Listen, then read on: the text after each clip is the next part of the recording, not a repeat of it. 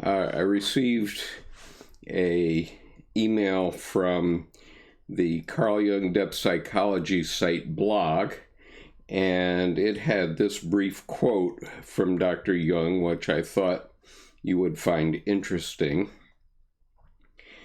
It is, "We all need nourishment for our psyche. It is impossible to find such nourishment in urban tenements without a patch of green or a blossoming tree. We need a relationship with nature. I am just a culture coolie myself, but I derive a great deal of pleasure from growing my own potatoes. People tend to look for the kingdom of God in the outer world rather than in their own souls." Okay, having said that, let me begin the discussion of dreams tonight. And I need to turn on a couple more lights, so I'll be right with you.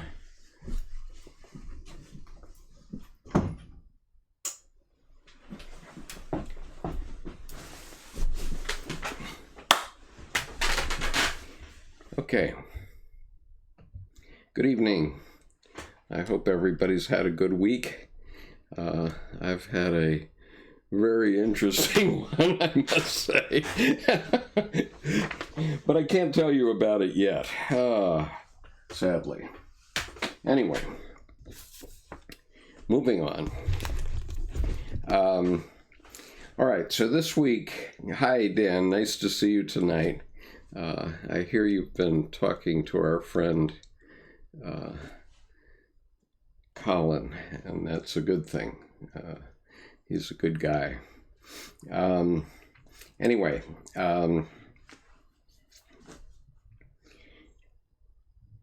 so tonight I'm going to start to discuss this essay called General Aspects of Dream Psychology, but this is a very long essay. It's 40 pages long, and it contains about, how many?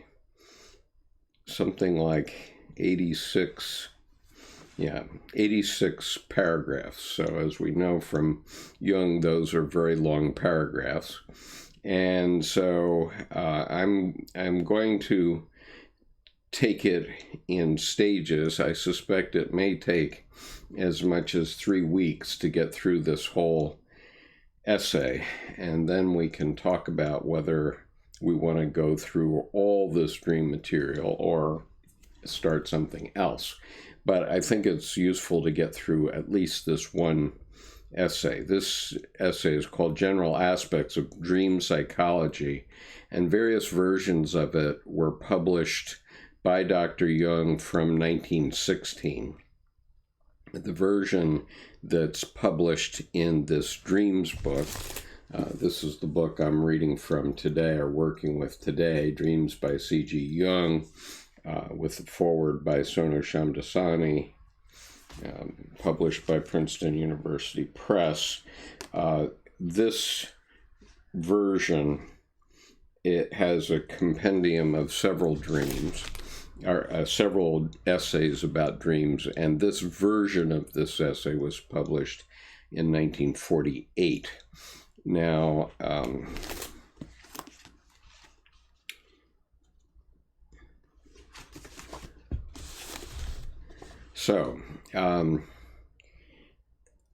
just going to crash through it, but I will welcome any comments or questions as we go. There are a couple of dream sequences in this book that I don't feel competent to synopsize for you. So therefore, I am going to read several pages of this book verbatim. Hello, Death Metal Mason. Nice to see you. Great name. Oh my goodness. Here we go. Okay, so paragraph 443. And so these paragraph numbers are referring to the paragraphs in volume 8 of the collected works of C.G. Jung, The Structure and Dynamics of the Psyche, published by Princeton University Press. And so the paragraph numbers refer to the paragraphs in volume 8. And as you must know from previous sessions, paragraph numbers in Jungian literature all relate back to the collected works.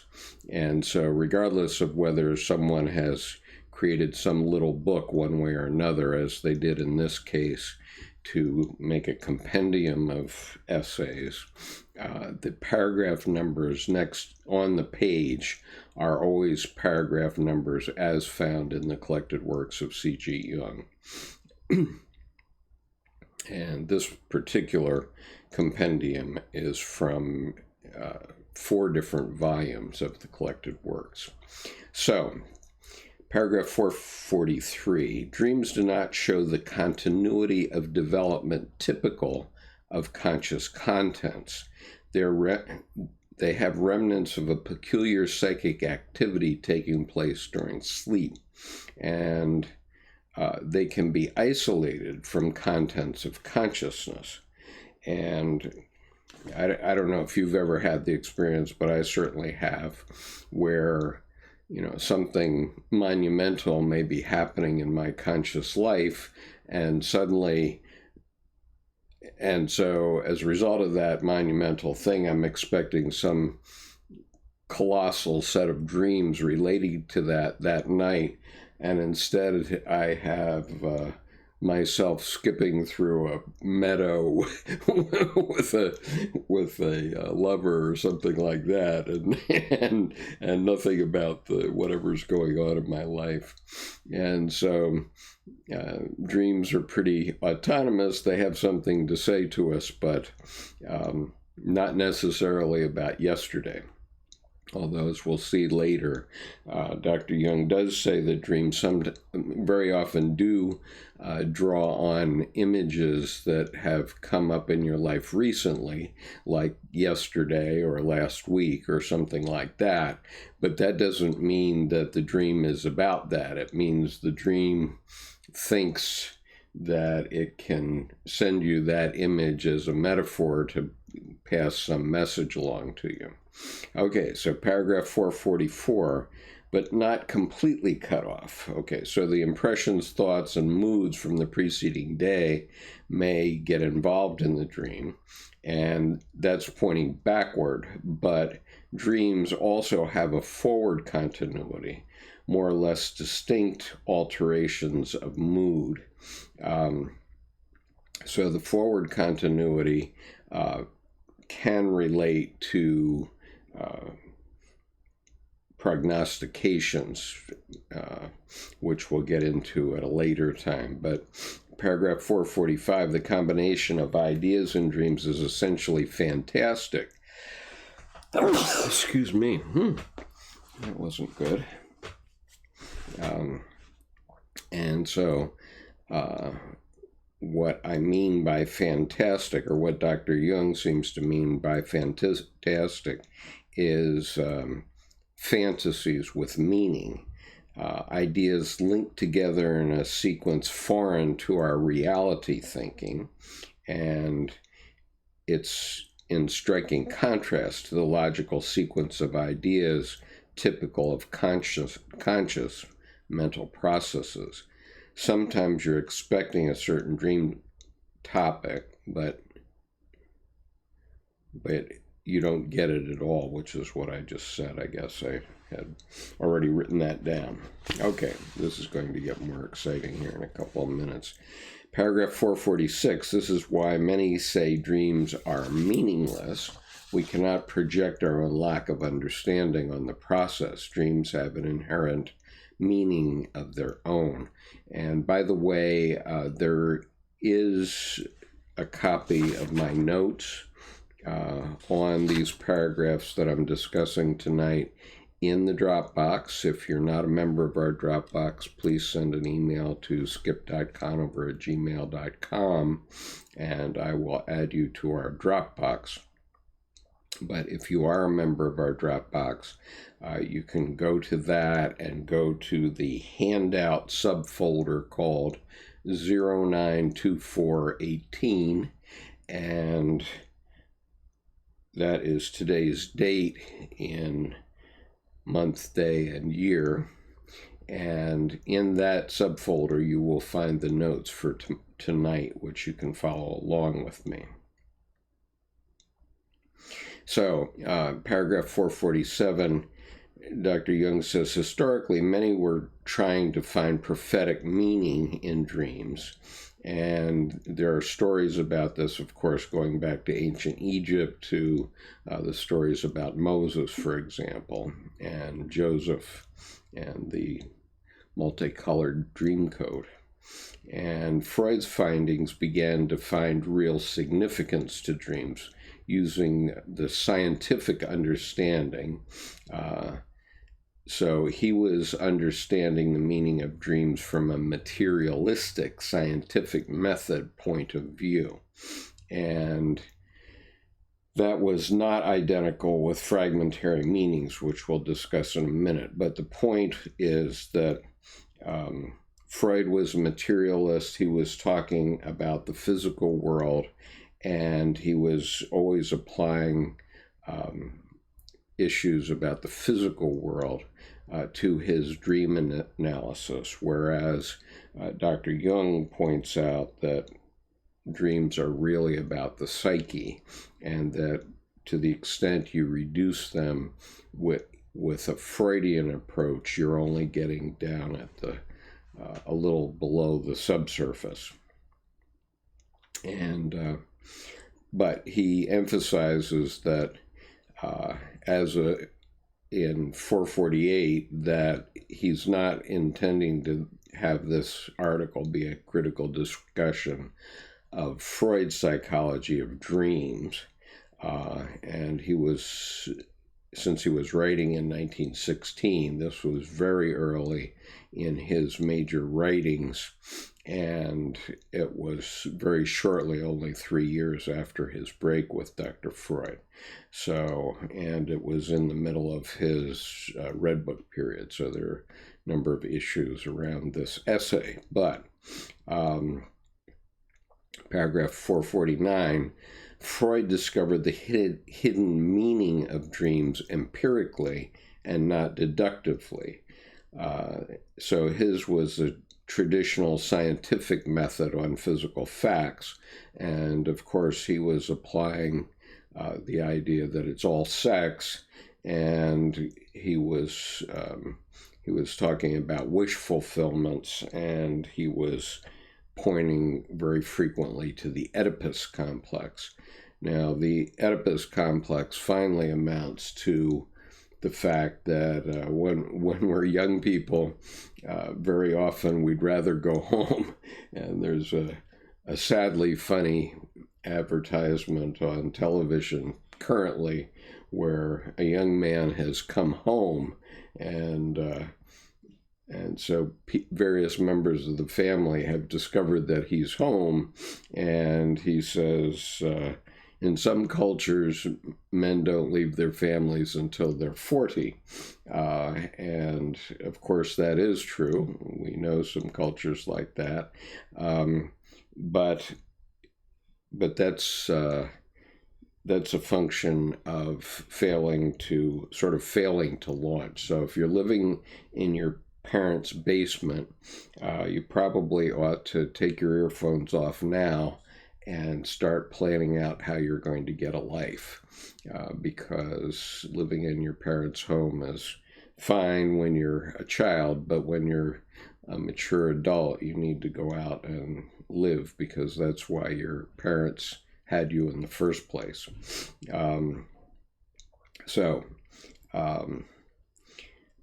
Dr. Jung goes on, waking fantasies have both a superficial and a concretistic meaning, but also a deeper psychological meaning. And so I have one other note here. Note, Freud was a neurologist. He was not a psychiatrist, although, of course, as his studies developed, he became somewhat of a psychologist, although a materialistic psychologist. And when Dr. Jung wrote the eulogy of Dr. Freud when he died in 1939, he said that he would have stayed with Freud to the end, but for the fact that Freud couldn't get over his materialism, and also he could not understand religion and couldn't. So anyway, Freud was rather an atheist, even though he was officially a Jew.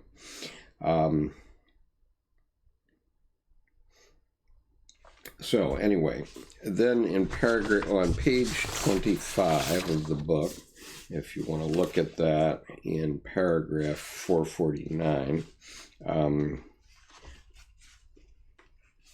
Dr. Jung is talking about this Aesop fable. And he says, for instance, a fantastic tale is told about the doings of a lion and an ass. Taken superficially and concretely, the tale is an impossible phantasm, but the hidden moral meaning is obvious to anyone who reflects upon it. It is characteristic that children are pleased and satisfied with the exotic meaning of the fable. So children can understand Aesop's fables even if adults can't. Which is why fairy tales are useful. But the children are satisfied with the exoteric meaning of the fable. And, this also relates to the fact that, for example, when I used to go regularly to Reformed church, after church, I wouldn't think that much had happened, but I always felt better. And I didn't know why. And now, after a long study of Dr. Jung's oeuvre, I am understanding it better. Okay, so what Dr. Jung means in paragraph 450 is that you need to break down the manifest dream content. So the dream is pulling any image it can find, images that came down to you through your DNA, images that you've run into through your lifetime from childhood on, or images from yesterday or last week. And it's throwing them together, and it's creating a psychic product. And his point is that the principles are not to be multiplied beyond the necessary, that you must treat it analytically like any other psychic product. And he says every psychic structure from a causal standpoint is the result of antecedent psychic contents. Now, in paragraph 451, this is the dream I want to read to you, to give you an example. And Dr. Jung is talking about the distinction here between causality and finality of a dream. And of course, Freud was on the causality side.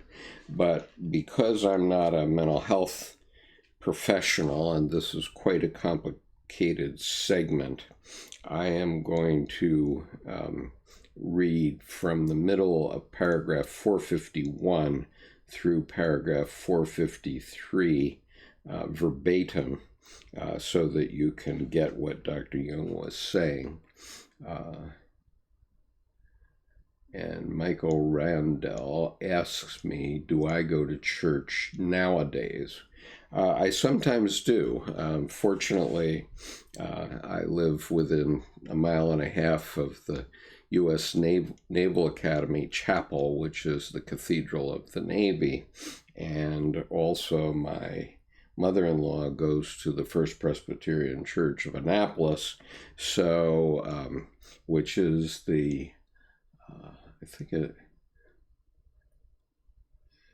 again, it's dedicated to something in the Navy, as you might guess, but the chapel at the Naval Academy is like a European cathedral, quite literally. It's built on the same schema, and it seats about 2,000 people, and it has a pipe organ with at least many hundreds of pipes. I heard at one point that it had 3,000 pipes, but I've never been able to count them in such a way that I believe there's 3,000 there, but there's certainly several hundred, and it's just an incredible organ. And so I do go there, and every week I also go to a Buddhist meditation group, so I'm very eclectic. However, I do believe Dr. Edinger's dictum about what Dr. Jung discovered about the source of all religions, so I don't disrespect any religion. Okay, so I'm going to read this short bit here. Let me give an example. Someone dreams that he is walking down a street. Suddenly a child crosses in front of him and is run over by a car. Okay, that was the dream fragment. We reduce the dream picture to its antecedents with the help of the dreamer's recollections. He recognizes the street as one down which he had walked on the previous day. The child he recognizes as his brother's child, whom he had seen on the previous evening when visiting his brother. The car accident reminds him of an accident that had actually occurred a few days before, but of which he had only read in the newspaper. As we know, most people are satisfied with a reduction of this kind. Aha, they say, that's why I had this dream. Paragraph 453. Obviously, this reduction is quite unsatisfying from the scientific point of view. The dreamer had walked down many streets on the previous day. Why was this particular one selected? He had read about several accidents. Why did he select just this one? The discovery of a single antecedent is by no means sufficient for a plausible determination of the dream image's results only from the competition of several causes. The collection of additional material proceeds according to the same principle of recollection, which has also been called the method of free association. The result, as can readily be understood, is an accumulation of very diverse and largely heterogeneous material having apparently nothing in common but the fact of its evident associative connection with the dream content. Otherwise, it could never have been reproduced by means of this content. So, and Dr. Jung is saying in paragraph 454, then, how far to go? The entire psychic content of a life could ultimately be disclosed from any starting point. Collect just enough material to understand the meaning. Then I want to read something here. So the point is, if you start free associating, you can get back to everything in your life without too much trouble. And it may take a while, but so he's saying in paragraph 454, the limitation of the material is obviously an arbitrary proceeding in accordance with Kant's principle that to comprehend a thing is to cognize it to the extent necessary for our purpose. For instance, when undertaking a survey of the causes of the French Revolution, we could, in amassing our material, include not only the history of medieval France, but also that of Rome and Greece, which certainly would not be necessary for our purpose, since we can understand the historical genesis of the Revolution just as well from much more limited material. So in collecting the material for a dream, we go only so far as seems necessary to us in order to extract from it a valid meaning. And I would like to bring to your attention, let's see, where is this? No, it's not in that book. Okay, so in our advanced reading group, it just so happens that we were having a discussion about the French Revolution. And so I thought it would be interesting to you because what Dr. Jung was really trying to do, there are two streams. Okay, one stream is that he was a clinical psychologist, and he was obviously was trying to help individuals with their individual psychological problems, and this is a matter of education primarily, or so it seems. I'm not a mental health professional, so don't take that from me as gospel, but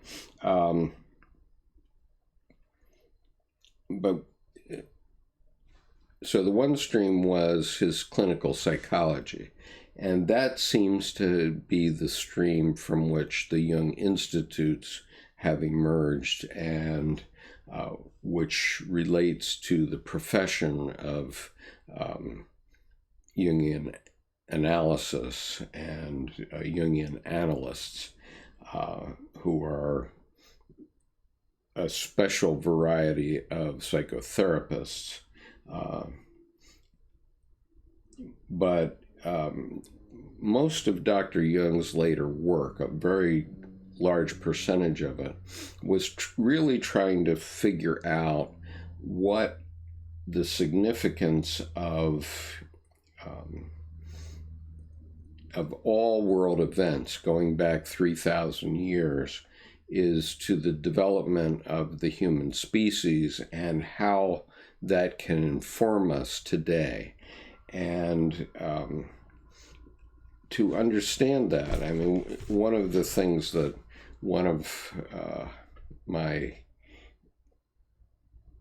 let's call him a correspondent for the time being, one of my correspondents sent me a video, and it had a discussion between two Jungian analysts, one of whom was Mary Stein, who's really one of the very best known living Jungian analysts today. He currently lives in Zurich and is working with the Jung Institute.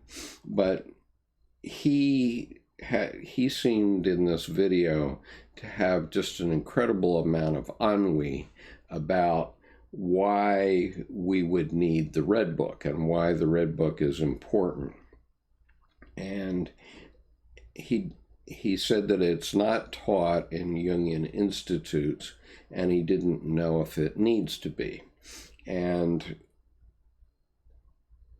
okay, if you're a psychotherapist dealing with individuals, maybe you don't need the Red Book. But what Dr. Jung was dealing with was trying to understand how the human psyche was developing over at least thousands of years. And I want to show you a couple of pictures that might amaze you here. And let's see, one of them is eagle. All right. So I'm going to show you a picture of an eagle, and let's see if I can find this picture quickly. I think I can do that.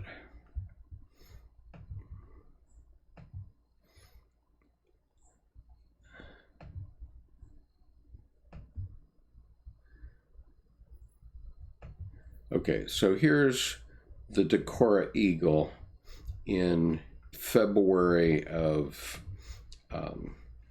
2017.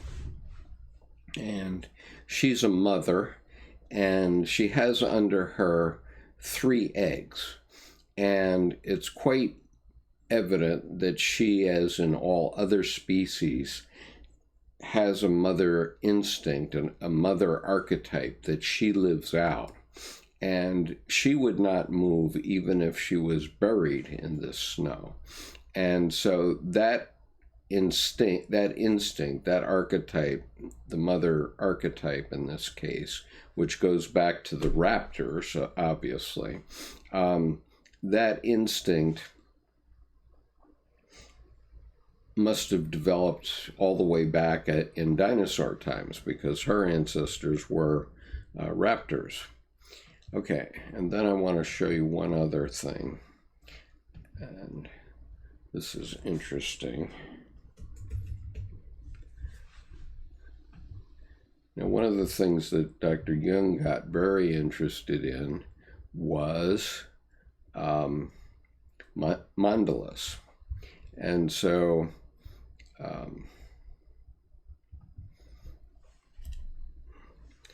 in the 1990s, divers in the Sea of Japan started to find mandalas about 7 feet in diameter on the seafloor of the Sea of Japan, and they couldn't explain it.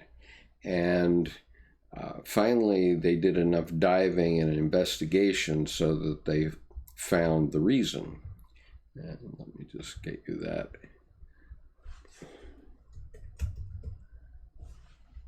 Get you that image too.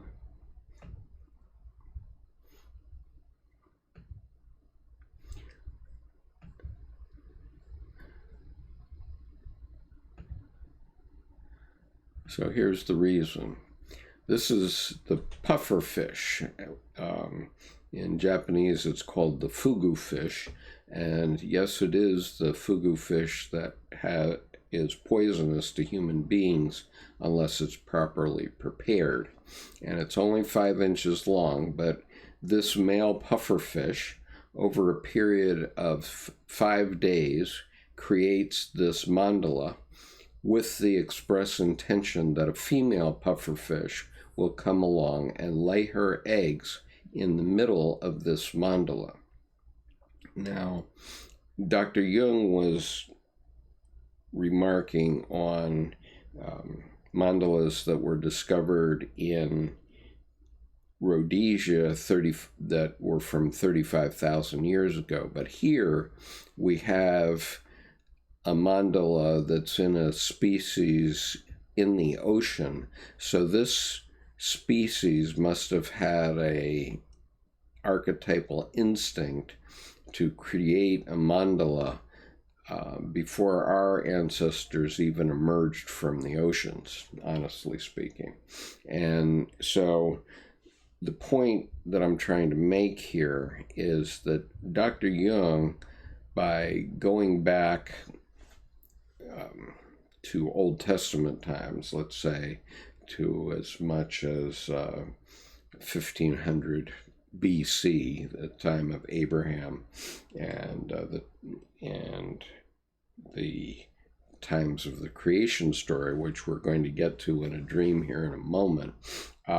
He was only going back 100 or 150 generations, but there are archetypal instincts within us that obviously go back literally millions of years. And so Dr. Jung, by studying these ancient texts, was trying to understand what was driving human psyche. And we have to remember human beings, when we're born, are wild animals.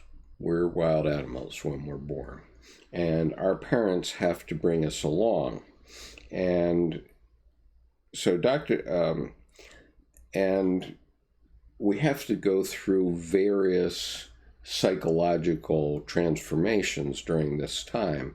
And sometimes those psychological transformations turn into epidemics. We're seeing one in the United States right now because we've seen the emergence of the American shadow in our politics.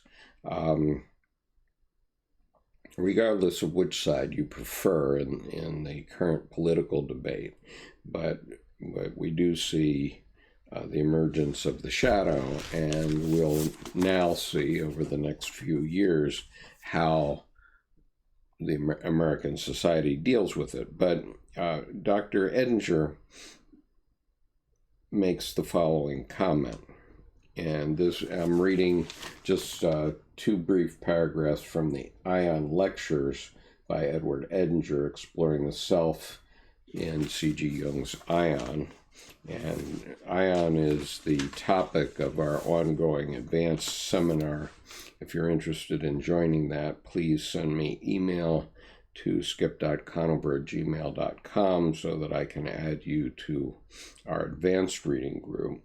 And we have a Dropbox there. We've had 17 sessions so far, and there are well over 20 hours of video there where we've discussed Ion in something like a graduate level course.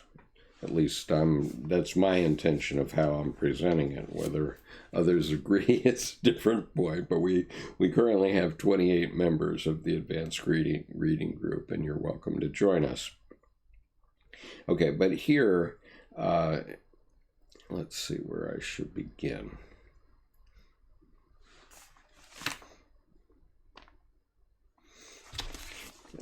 I'll just give you the short version. Here we have a glimpse of how Jung perceives the history of humanity as the history of one more patient. So Dr. Jung is considering the history of humanity just as he would discuss your history if you came into his examining room.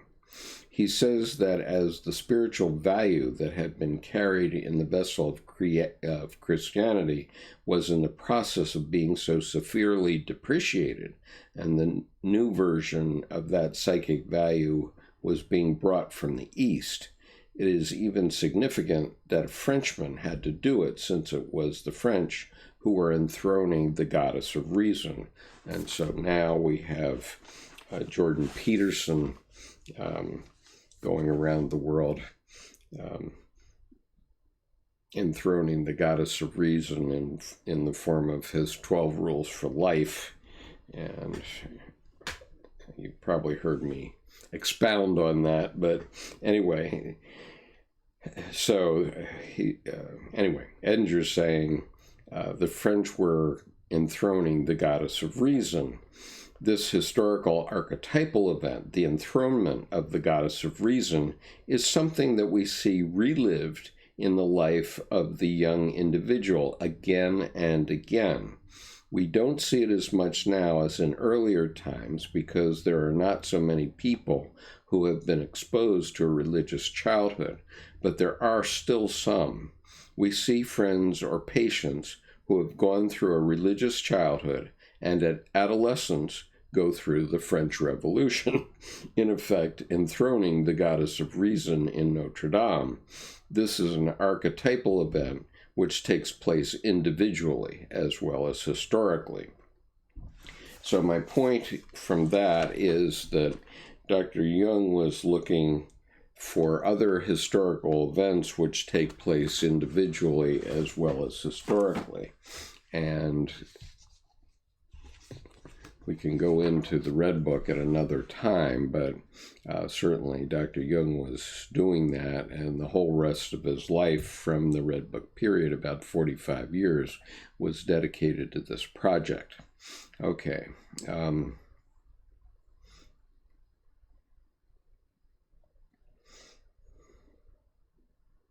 So in paragraph 455, Dr. Jung is saying that the collection of material is outside the choice of the investigator. So in other words, he's talking about a Jungian analyst, and So it depends on the skill and aim of the investigator. So for Jungian analysts, they need to not know a lot of human history to understand where things came from.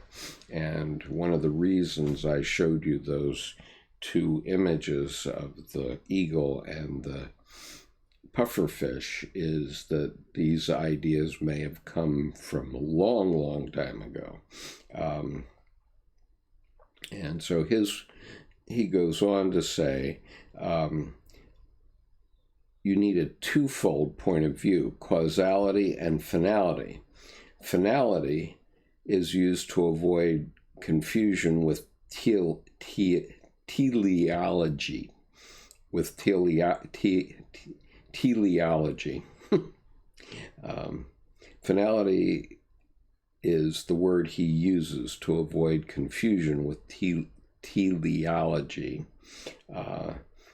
The purpose they serve rather than the cause. And finality is the imminent psychological striving for a goal. All psychological phenomena have some such sense of purpose inherent in them, even emotional reactions. Anger over an insult has its purpose in revenge. The purpose of ostentatious mourning is to arouse the sympathy of others, and so on. Okay, so then I want to read a dream which is a bit longer, and feel free to make any comments or questions as we go forward. But this is an interesting dream, and since it refers to the Garden of Eden and the apple, it has certain relevant aspects to today's current affairs. So Sean, you say, what role does causality have? And so causality is about the Freudian approach, which is the analysis at the physical level and not the psychological level, not the psyche. And so this is going to become a bit more clear in this piece that I'm going to write. So, or I'm not writing it, I'm reading it. I'm reading it because I am not a mental health professional, and therefore I don't want to take the responsibility of chopping this up so much that you don't really understand what Dr. Jung was saying. So let me read this. I'm going to read 14 paragraphs, starting with 457. Applying the causal point of view to the material associated with the dream, we reduce the manifest dream content to certain fundamental tendencies or ideas exhibited by the material. These, as one would expect, are of an elementary and general nature. For example, a young man dreams, quote, I was standing in a strange garden and picked an apple from a tree. I looked about cautiously to make sure that no one saw me, unquote. The associated dream material is a memory of having once, when a boy, plucked a couple of pears surreptitiously from a neighbor's garden. The feeling of bad conscience, which is a prominent feature of the dream, reminds him of a situation experienced on the previous day. He met a young lady in the street, a casual acquaintance,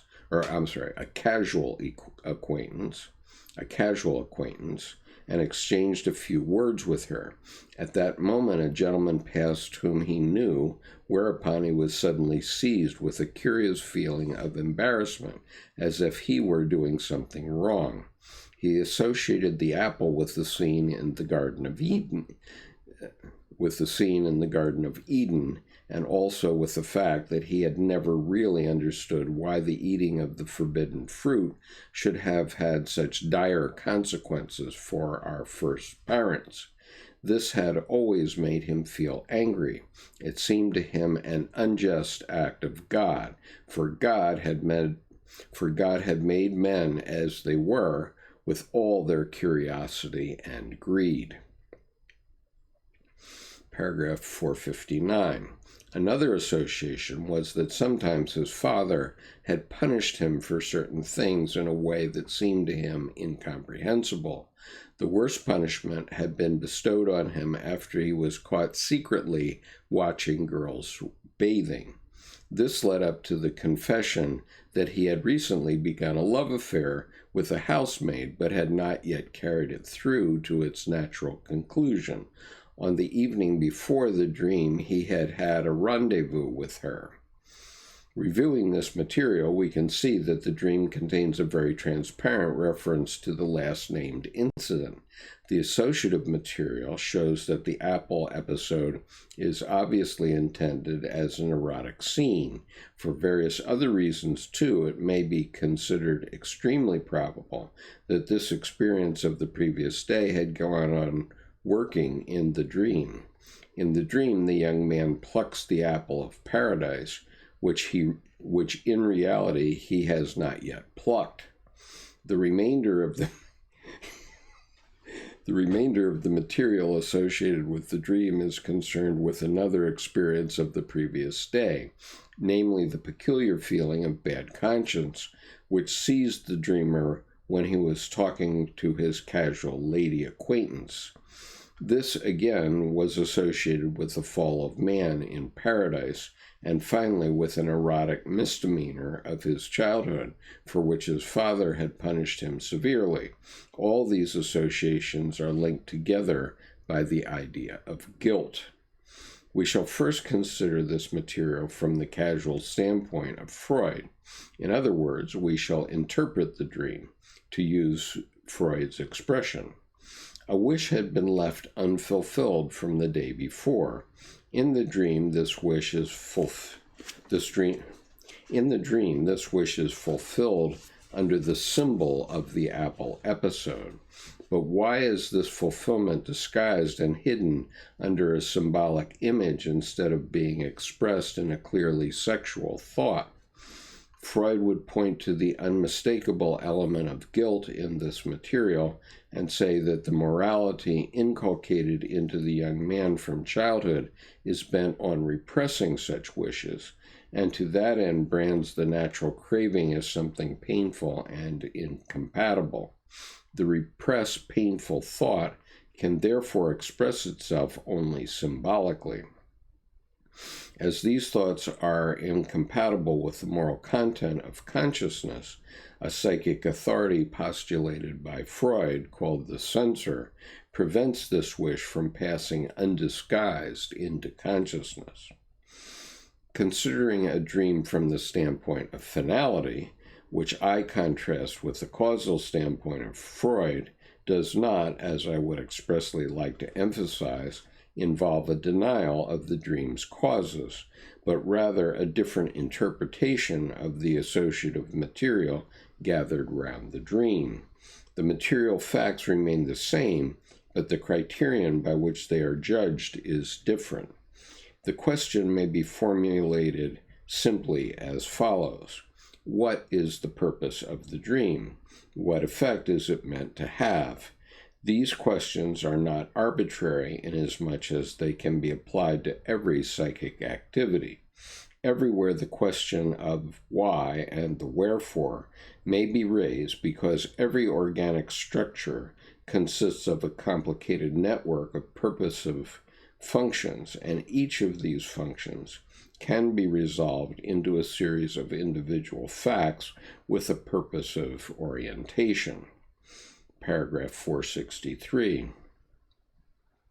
It is clear that the material added by the dream to the previous day's erotic experience chiefly emphasizes the element of guilt in the erotic act. The same association had already shown itself to be operative in another experience of the previous day. In that meeting with a casual lady acquaintance, when the feeling of a bad conscience was automatically and inexplicably aroused, as if in that instance, too, the young man was doing something wrong. This feeling also plays a part in the dream and is further intensified by the association of the additional material, the erotic experience of the day before being depicted by the story of the fall, which was followed by such severe punishment. I maintain that there exists in the dreamer an unconscious propensity or tendency to represent his erotic experiences as guilt. It is characteristic that the dream is followed by the association with the fall, and that the young man had never really grasped why the punishment should have been so drastic. This association throws light on the reasons why he did not think simply. This association throws light on the reasons why he did not think simply, what am I doing? What I am doing is not right. Obviously, he does not know that he might condemn his conduct as morally wrong. This is actually the case. His conscious belief is that his conduct does not matter in the least morally, as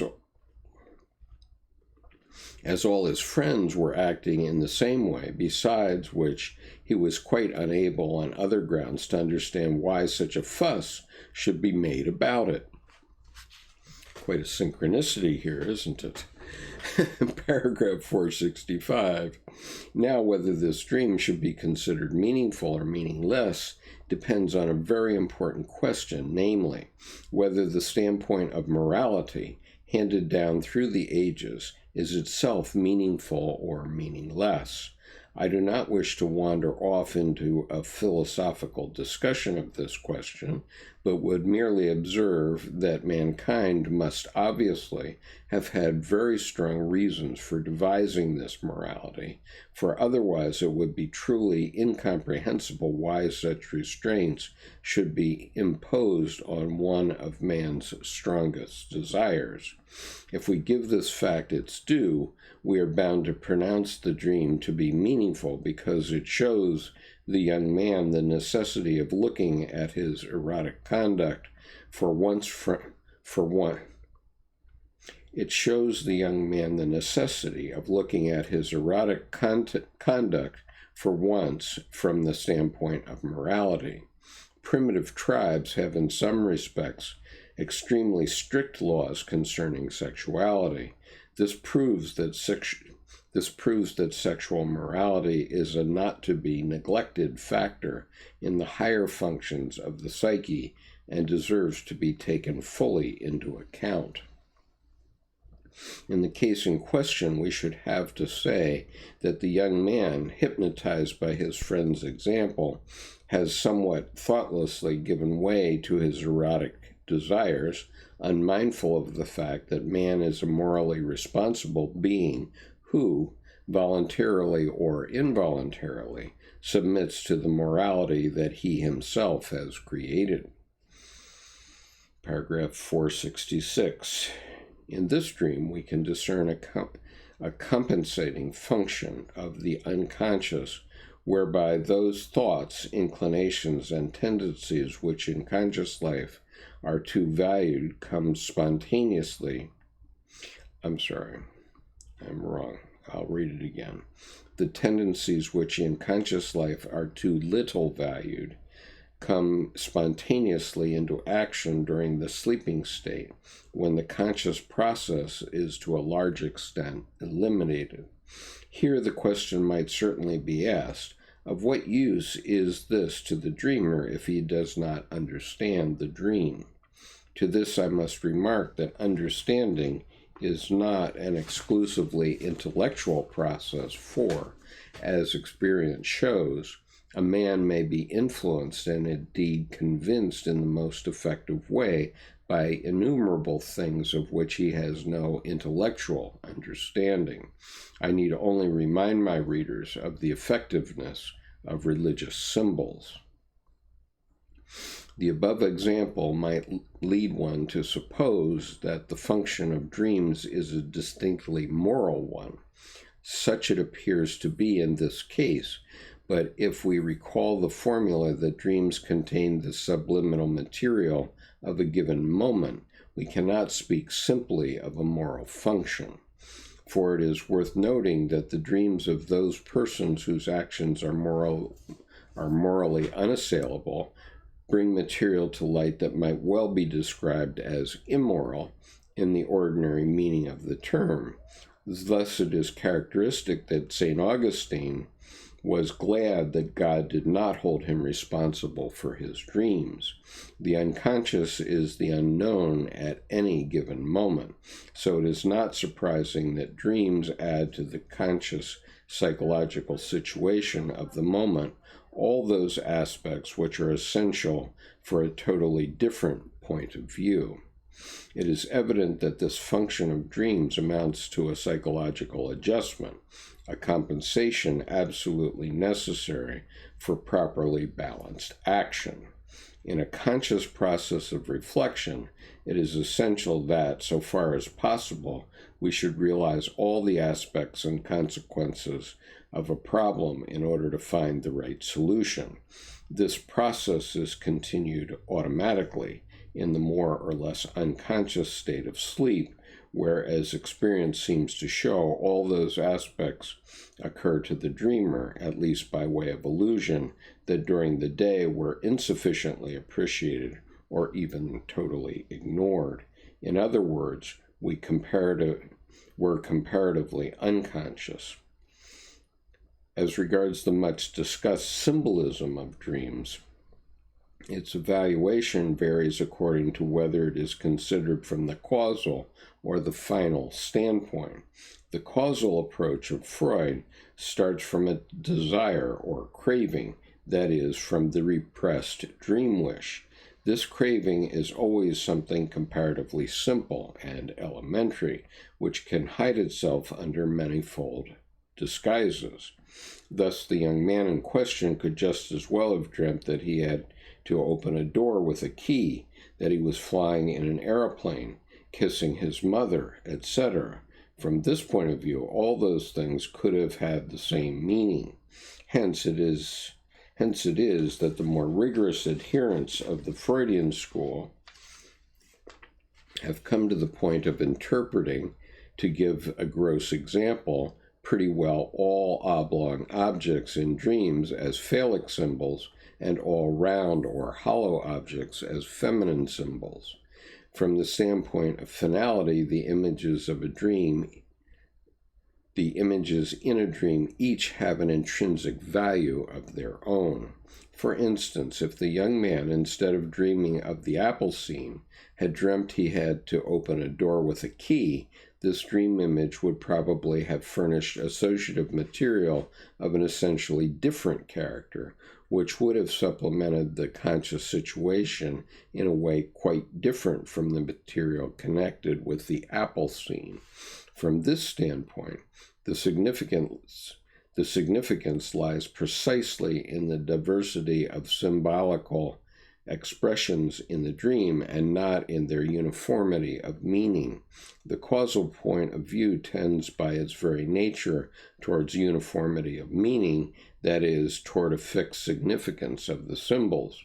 The final point of view, on the other hand, perceives in the altered dream image the expression of an altered psychological situation. It recognizes no fixed meaning of symbols. From this standpoint, all the dream images are important in themselves, each one having a special significance of its own, to which, indeed, it owes its inclusion in the dream. Keeping to our previous example, we can see that from the final standpoint, the symbol in the dream has more the value of a parable. It does not conceal, it teaches. The apple scene vividly recalls the sense of guilt, which while at the same time disguising the deed of our first parents. It is clear that we reach very dissimilar interpretations of the meanings of dreams according to the point of view we adopt. The question now arises, which is better or truer interpretation? After all, for us psychotherapists, it is a practical and not merely theoretical necessity that we should have some interpretation of the meaning of dreams. If we want to treat our patients, we must, for quite practical reasons, endeavor to lay hold of any means that will enable us to educate them effectively.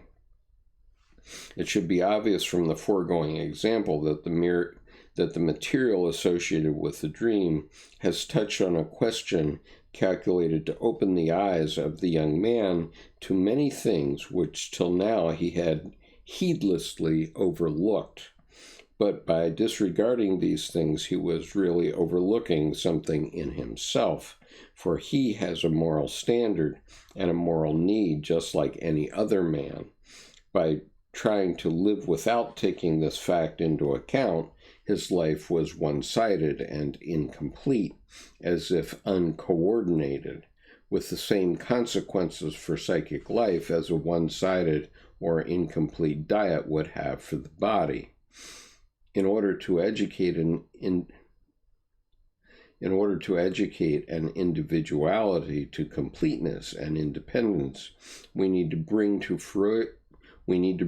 fruition all those functions which have hitherto attained but little conscious development, or none at all. And to achieve this aim, we must, for therapeutic reasons, enter into all the unconscious aspects of the contribution made by the dream material.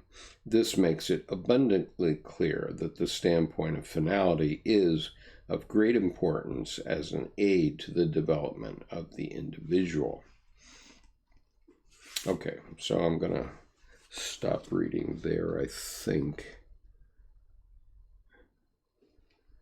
So, yeah. So let me see what comments we have.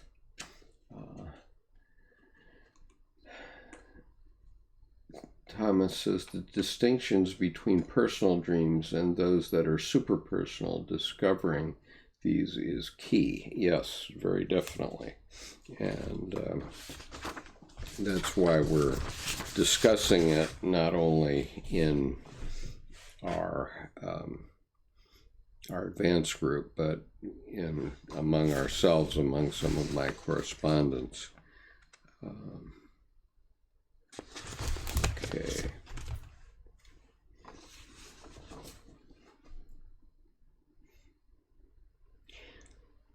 So, paragraph 473, the causal point of view is more sympathetic to the scientific spirit, the scientific method, but Dr. Jung disputes its completeness.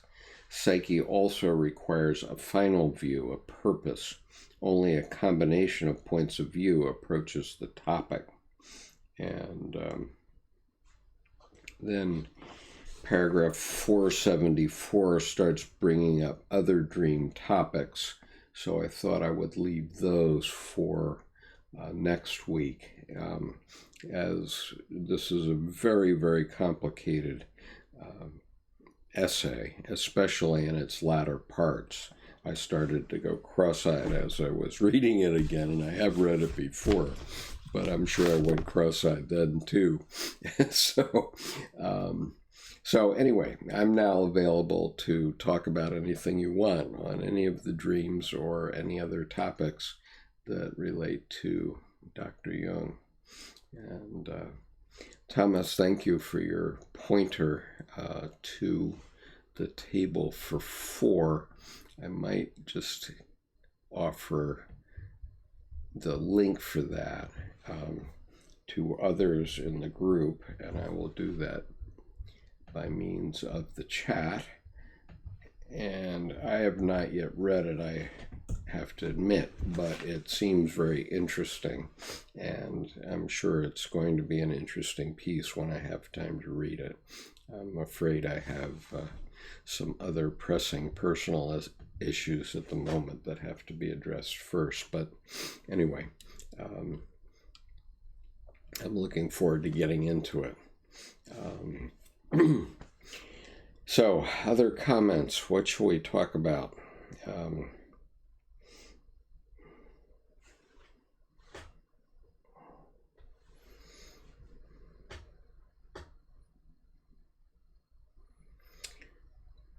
Thomas says, I had the privilege to ask a 7-year-old what she dreamed about this evening while babysitting. Oh boy, that must have been good. I think Dr. Jung really appreciated childhood dreams because they're unadulterated and they're, more purely from the collective unconscious that goes back millions of years. And she says, my imaginary friend, she replied. Interestingly, when my daughter was about that age, she was writing a novel about the adventures of the pencil people. And so she had this incredible fantasy going on about the pencil people. And I always wished we had kept that for later. If any of you who are listening are in the process of having young children, I urge you to, as soon as they start asking questions, write those questions down and make a note of when they do so, when they ask what question, in connection with their personal development, because that book, if somebody would write it down and annotate it with the timings, etc., could be quite valuable. I mean, because all of us have to go through all of these stages that go back into the Old Testament. That's what I'm convinced of at this point. Sean says, I was thinking about what you said about your daughter, you're going to hell. What if she meant when you went to war? No, this was long after I had gone to war. She definitely meant the hot place. and this was after she had been mixed up with fundamentalist American missionaries in Kazan, Tatarstan. After her college, she got a U.S.C. fellowship and spent a year and a half in Russia on the dime of the American people. And what happened was she fell in with fundamentalist Christians, and she is fundamentalist to this day, and she has her 4 sons in a Christian school in Northern Virginia. And so now that I've read this segment from Dr. Edinger, I'll be watching to see when any of them goes through the French Revolution. I mean, obviously we know that that all of us in some way or another have rebelled against our parents, perhaps not understanding that this is archetypal and it's baked into the cake. And I know a lot of parents rue the day because many mothers and daughters get into real disputes when the French Revolution occurs in one way or another. So Thomas says, what about dream images that seem to come from the same place in the collective unconscious of humankind, thinking of some of Campbell's mythic dream images he found in many cultures worldwide? Yeah, I mean, obviously that's kind of the point, isn't it? That and this is what Dr. Jung was pointing out, that these stories and narratives have emerged from every culture around the world with different patina, but their fundamental content is basically the same. And so if we can understand what are the mythical, what are the big picture Old Testament, New Testament, New Age themes and the events of world history that we actually end up having to live out in our own psyches as we develop, because we all do. And what is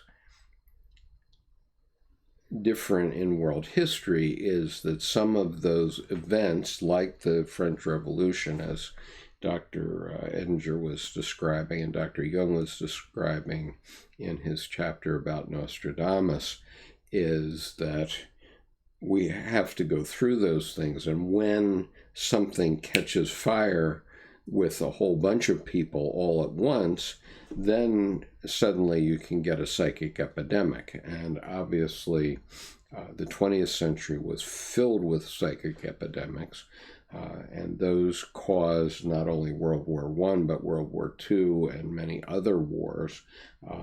I still ask myself, why did we have to kill more than 58,000 Americans before the government finally figured out that we weren't going to beat the North Vietnamese, or at least we weren't going to do it without nuclear weapons. And if we did it with nuclear weapons, we might well have destroyed the world, because now modern nuclear scientists say that if we have as few as 23 nuclear detonations, that will inaugurate nuclear winter, and that will destroy all life on the planet. As I understand it, that's the science behind not using nuclear weapons. So hopefully somebody's explained that to our president. Thomas says, so when we dream, are we fishing in some vast ocean of mythology? Says Bill Moyers to Campbell in one of their discussions. And how did Campbell respond? I would say, what I would say is that our psyche, and our psyche is an autonomous entity to some extent, our psyche is always trying to send us messages, and it sends us many messages. It sends us the messages that cause our heart to beat and our lungs to breathe and so on. And it's doing that constantly. And these compensations that Dr. Jung talked about are related to the psychic energy of how our psyche keeps going. It's kind of like the electricity that keeps us going. And so a lot of it is happening unconsciously, and we are not aware of it. But when we go to sleep, then we allow the psychic energy that's in those compensations to push through a little bit. And when we have a vision like Dr. Jung experienced during the Red Book period, visioning like I had during my 1993 novel writing experience, and visions like Job and Jacob and Abraham and Paul had, all those visions are visions which developed enough psychic energy in the unconscious to push through and make us pay attention to it. And the other vision like that is John of Patmos's vision, which is Revelation, the last book in the Bible. And of course, human beings 2,000 years ago didn't understand what these visions were, and so they were interpreting them somewhat differently than we would today if we're psychologically aware. Thomas says, Campbell responded, that goes down and down and down. You can get all mixed up with complexes things like that. But you're standing on the Lord, of the abyss, really. Yeah. This is why Dr. Jung was saying in this segment that if you start pulling the thread, you can pull out everything that's ever been in your life, because your psyche is picking up, those mythological archetypes, and also images that you've had from your youth and your recent experiences. And for me, it's always movies, because for years I would go to at least one movie a week. So I've probably seen, I don't know, probably more than 1,000 full movies in the theater during my lifetime. And so for me, whenever some notable event occurs, it reminds me of a scene of a movie, and I can remember the dialogue in that scene at that time and everything. It just comes up. And so for me, those are sort of modern myths like Joseph Campbell would speak of. But I did find it interesting. We watched Star Wars Episode 4, which is the first Star Wars movie from 1976, the other night, and it's incredibly tame compared to compared to the types of hero journey movies we see in today's cinema. But at the time, it seemed quite intense, I must say.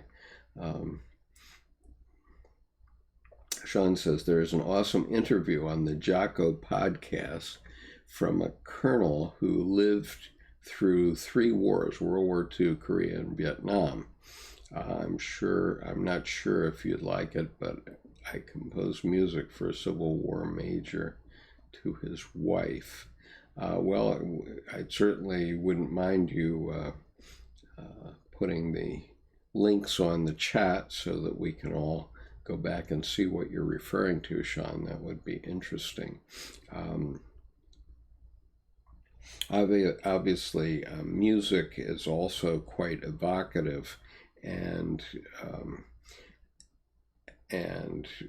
right now I'm really getting irritated with advertising, which repeats the same ad with the same jingle over and over and over again.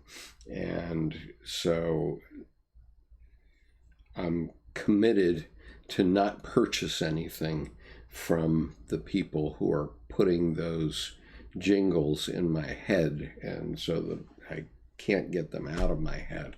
And so I just, whenever advertiser does that with a jingle, I use that as a reminder. Every time I think of that jingle, I remember not to buy that product. And the two that have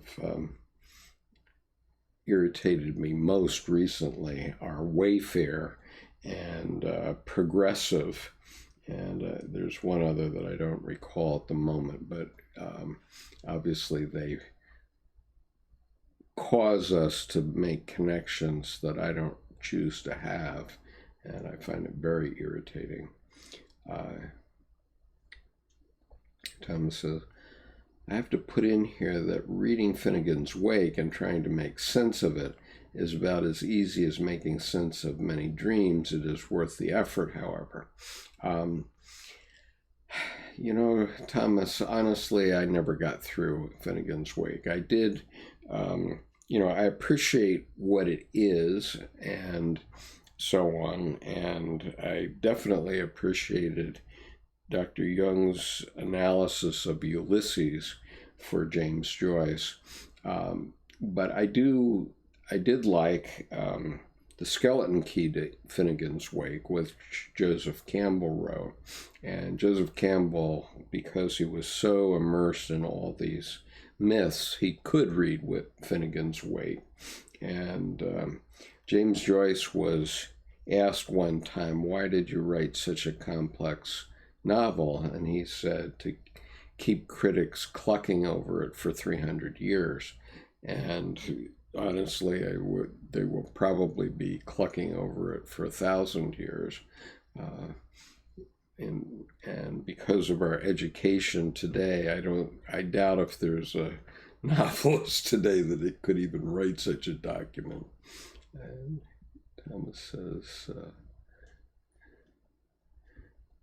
earwig skip, they're horrible, but advertisers know well how to do it. Yeah, yes, they do. And so I'm promoting on this YouTube channel a boycott of all advertisers that do that to us. Let's make a point of it so that we can put a stop to that practice, because it's really insidious. And obviously we're all led by the nose often enough by television and movies, and those narratives. I criticized the Jungian group recently because I said, we have to stop talking about myths and mythology, because when you say myth in modern vernacular, it means to anybody you're talking to who's not familiar with all this stuff, it means not me, not now, not true.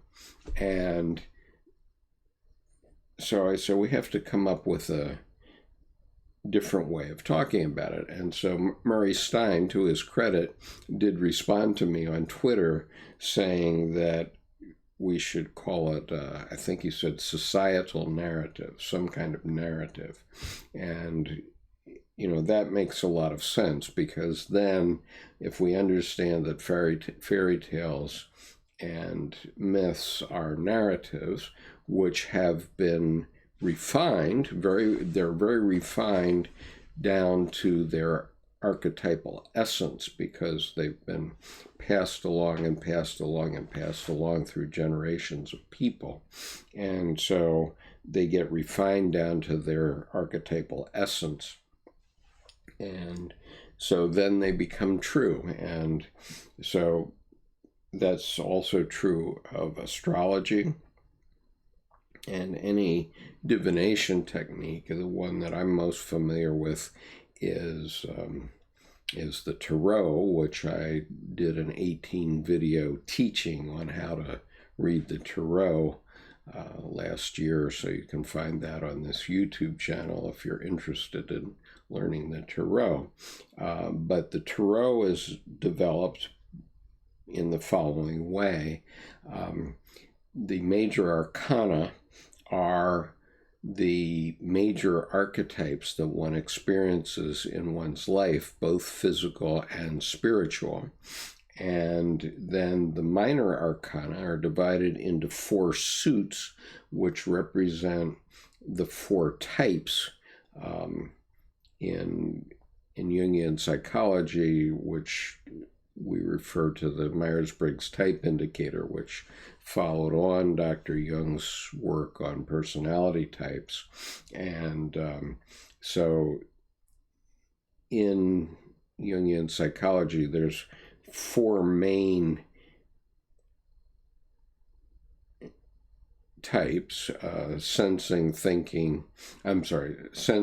intuition, which is a spectrum, and thinking and feeling, which is a spectrum. And so the tarot cards, the minor arcana, divide up into those 4 types. And so they represent the major events that occur to people who are experiencing those types of people in their lives, for example.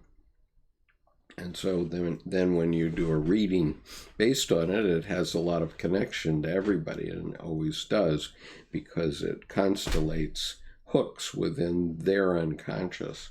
So I've often said, and I'll say once more, that I could walk into a room with 1,000 people in it, and as long as they'll give me the benefit of the doubt, I can take the cards and throw them across the stage and do a reading with no layout whatsoever. Just read whatever comes into my mind off the cards that are up on the stage, and everyone in the room will think I did a reading for them. The reality, though, is that I have no idea how they perceived my reading. All I did was put out hooks like I do in a conversation, or like we're doing right now, where you're jogging my mind, I'm jogging yours.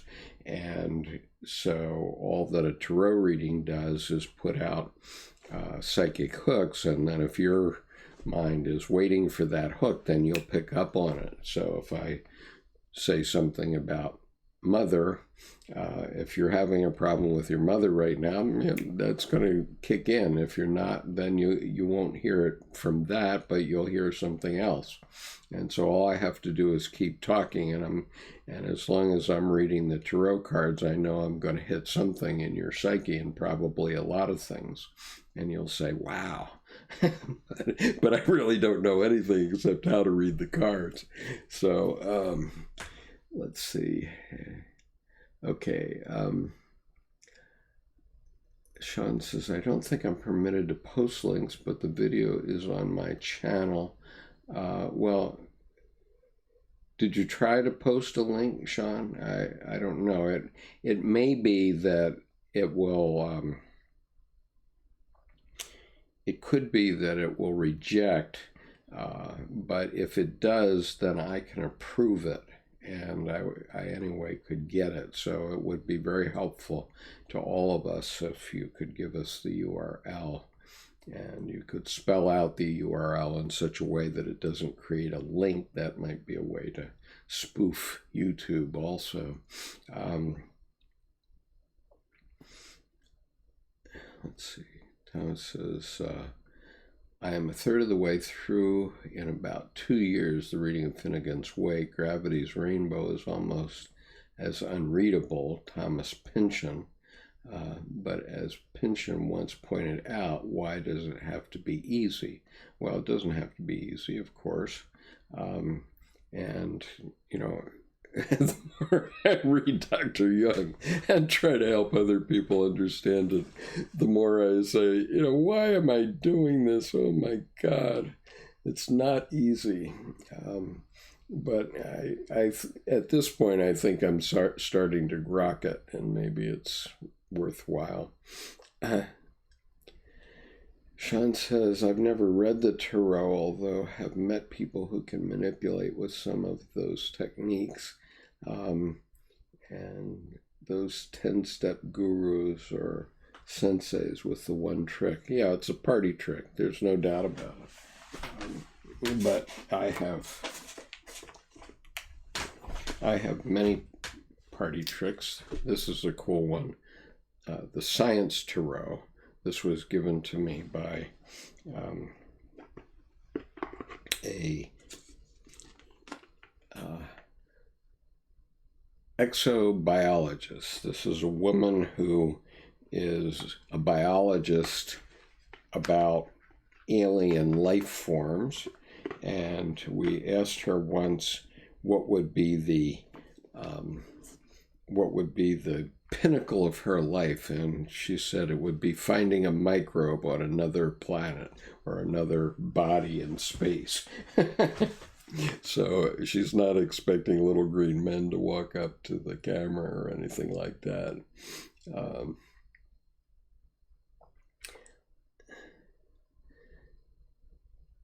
So Thomas says, Pynchon has, with the novel, readings of a few of the major characters in Gravity's Rainbow. Lit treatises have been written on the subject, but like Finnegan's Wake, it's not easy reading. Thomas says, exactly, Jung's not easy to read either, but it's worth the effort. Yes, very definitely. And Thomas says, I tend to use the I Ching and haven't delved into the tarot since reading Pynchon in 1975. And okay, there's your link, Sean, and it says it's held for review, so I am giving it a show, so now it should be showing.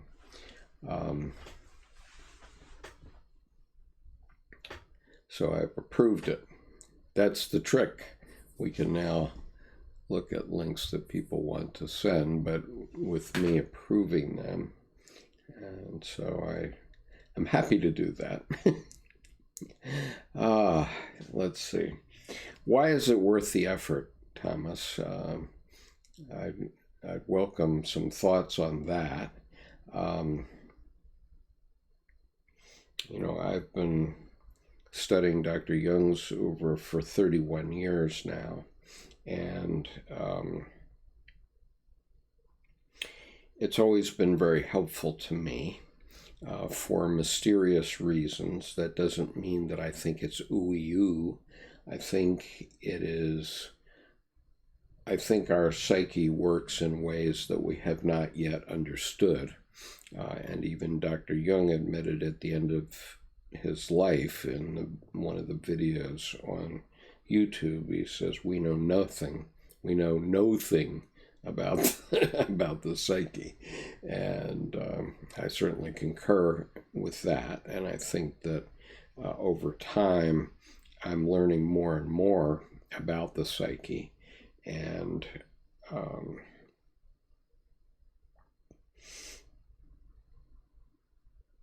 about my own psyche, let's say. And I'm not proselytizing to others, but I think it's important that we try to understand ourselves. And, I went to a college that has a picture of the Archangel Gabriel removing like a tablecloth from the head of a youth, and in front of the youth, this is the seal of the college, in front of the youth is a book that says Lux et Veritas, light and truth, and the Greek over his head says know thyself. And obviously this is a encouragement going back to the Greek oracles, if not long before them, know thyself. And so if you know yourself, then you can make less of a disastrous wake in your wake, let's say. Make less of a disaster going behind you. And certainly I've left a few disasters behind me. And I'm the first to admit that I am in my second marriage, a very successful one, thankfully, because I have a forgiving wife. But I think that all men have to learn, and women, of course, have to know themselves and understand themselves as well as possible.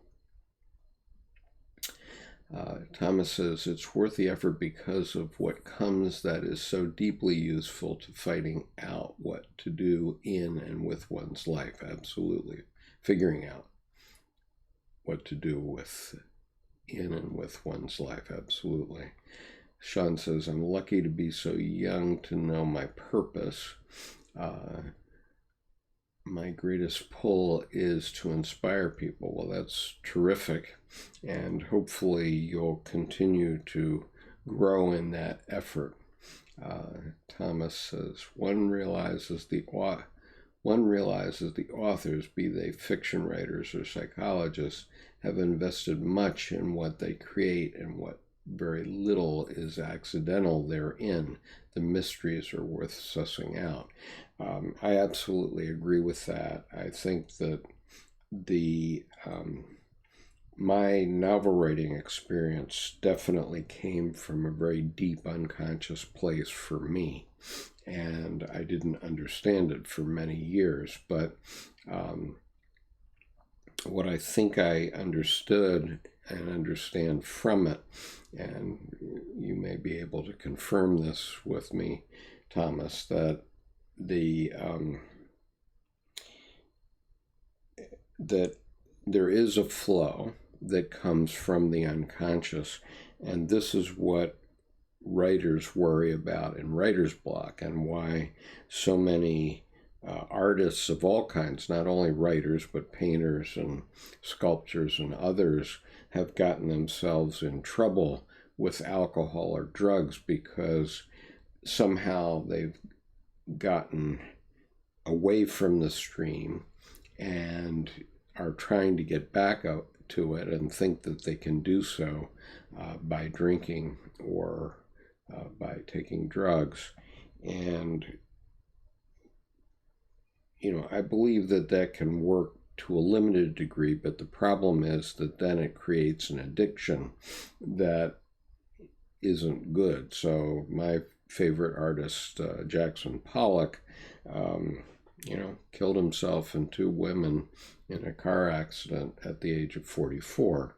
And, from my perspective, if I just go with my flow, I can create lots of things and be in the flow, be in the natural flow. And actually that's what this evening and all of my videos are about, because when I prepare a video, I'm preparing something that something has told me this is what's needed at this point in time. And so that's what I'm presenting.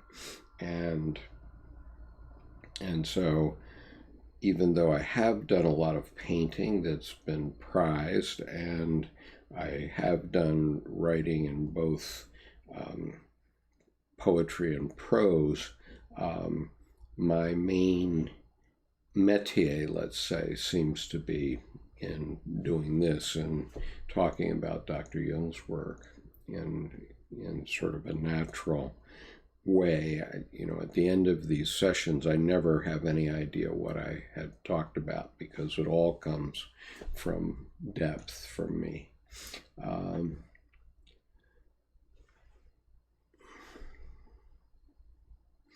So Thomas says, I was lucky also to learn at an early age that I was meant to write and not incidentally read omnivorously.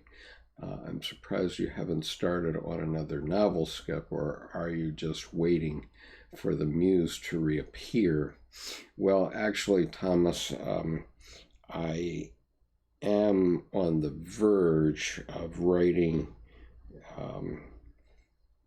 something that is going to be pretty significant, and it is quite political. As you know, I wrote a book called Political Psychology, which is available on the Dropbox for anybody who wants it. I don't use this channel as a way to sell my books.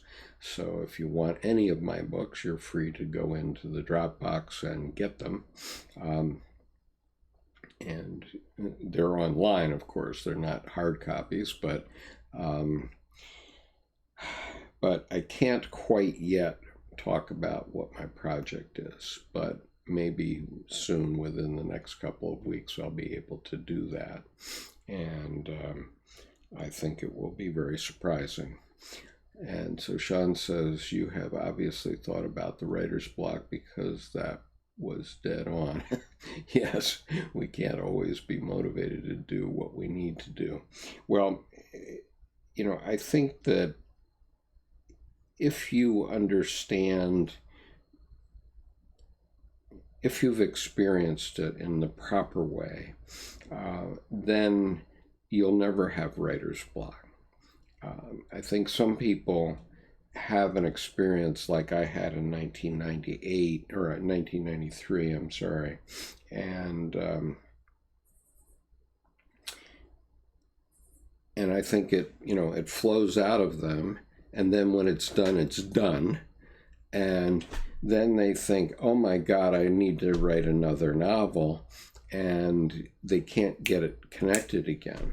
And what I know is I was connected to archetypal energies, and so it had to play through me. But I also know that whatever I do in a creative way, whether it's painting, poetry, writing a novel, it has to be connected into these archetypal energies, and I have reliable ways to do that without drinking or drugs. So Thomas says, The Trip to Echo Spring by Olivia Lang is a quite awesome book on writers who used alcohol to find their muse. Highly recommended. And did they succeed, Thomas? That's the question. Obviously, Sean says, the first person who comes to me is Nietzsche, who is so channeled. Yeah, Nietzsche was a pure flow, and Edinger made a comment about Jung's view of Nietzsche at one point. He said that when Jung listened to, or read Nietzsche, he knew right away that it was morbid. So, as most of you know, I think Nietzsche ended up in an insane asylum, having struggled with syphilis for a couple of decades, I guess. And if you get any of his books on Audible and just listen to them, you see right away what Edinger was talking about the morbidity of it, because Nietzsche's stream of thought goes, and you go, trying to follow it, and it can make you seasick. It's not that it's not brilliant. It is brilliant, but then what do you do with it? Because it's lots of random thoughts, and I actually love listening to Thus Spake Zarathustra in the audible.com version of it, but especially his other books, some of his other books that I tried to listen to were definitely making me a bit seasick. I could only take it a short bit at a time.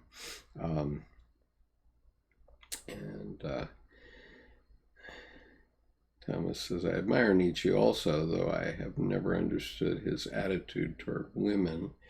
Tertiary syphilis may have influenced his madness. Well, certainly. And also his experience with his sister, obviously, because Dr. Edinger talks about him having a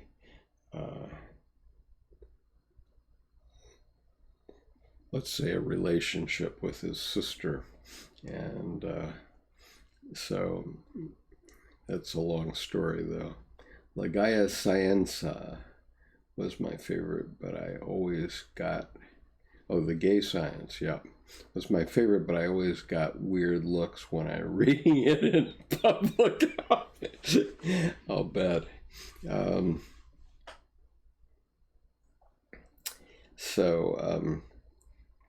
So you're Sean, you're saying that book is so dark. Are you talking about Thus Spake Zarathustra? I loved it because of its ending, and and I have written off of it. I once read, and I think I read into this YouTube channel,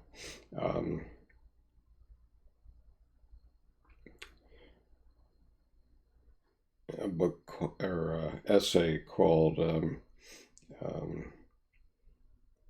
Dragons and Donald Trump as the Rope Dancer. And he's definitely living an archetype. He's definitely taken over by the archetypal layer and is not in control of that. And so one can imagine an Icarus scene at some point. Eventually you fly too close to the sun and your wings get melted. So that's what I'm expecting, and it probably will happen fairly soon, is what I guess, but I could be wrong. He can go on and take us through to some really crazy times, and then we're in serious trouble. If he does that, it'll take 25 years to get rid of it.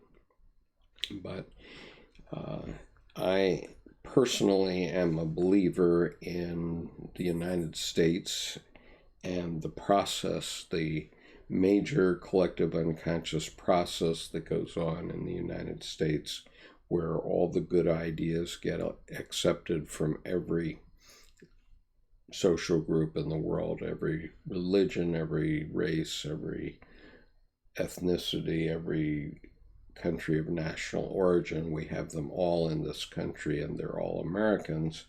And so every good idea gets adopted and every bad idea gets slammed. And so we see that quite painfully on our cable channels every night. But over time, it has produced the strongest and most powerful country in the world. And you look at countries that don't allow debate and don't allow dissent, and they just fall behind, and that's quite obvious. So I'm a believer that these issues will be resolved. I hope they're resolved with not too much blood, because unfortunately that's what often happens. And Thomas says Zarathustra and the Red Book have commonalities in style. I think I agree with you about that. And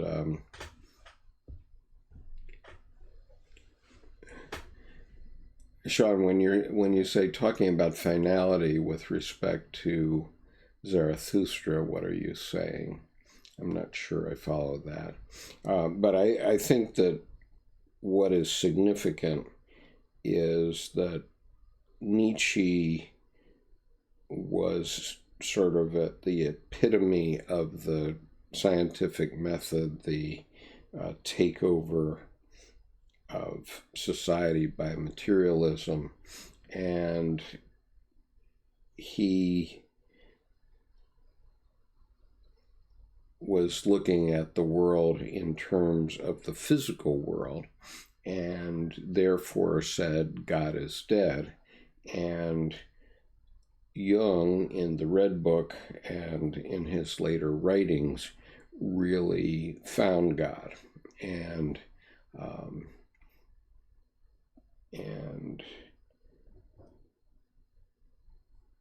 I have no doubt about that in my own life, because I have had many religious experiences. I have them very often. And some of you might call them synchronicities, I suppose. But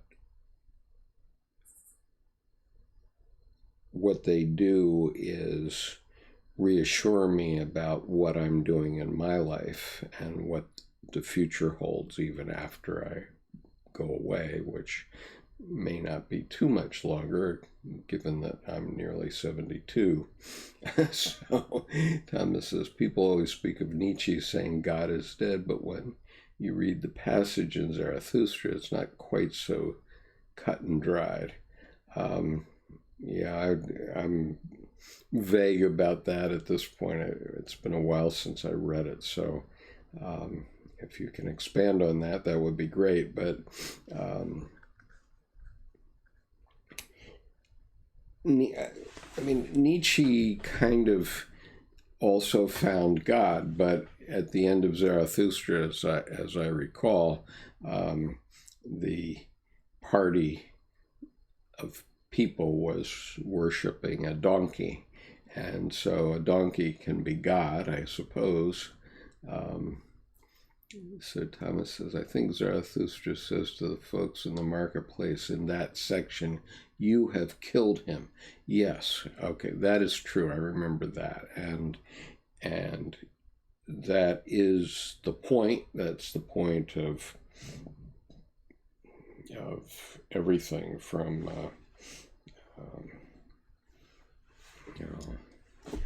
you have to go back to the Edinger lecture about encounters with a greater personality, and the other one about individuation. And he talks very eloquently about how God fell out of heaven and into the psyche of man around 1500. And, he's still going down. And interestingly, very interestingly, this week, my mother-in-law, who goes to Presbyterian church every week, brought home a flyer that on October 4th, there's going to be an ecumenical meeting from all religions in my area, where they're going to try to create a congregation that looks at the pluses rather than the minuses. Instead of looking at their differences, they're going to look at their commonalities.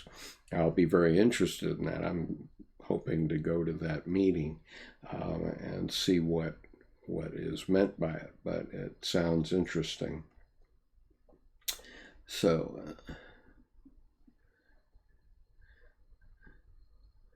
Sean says, I felt Zarathustra follows him around in the book. It feels ominous as you're following something into your undoing, which is exactly how Nietzsche was feeling, and Jung himself was feeling that way too, because he was having these visions in 1913 and 1914 about the advent or the oncoming World War I, which he didn't associate it with that until the war actually started. And then he said, aha, okay, so that came to me through the collective.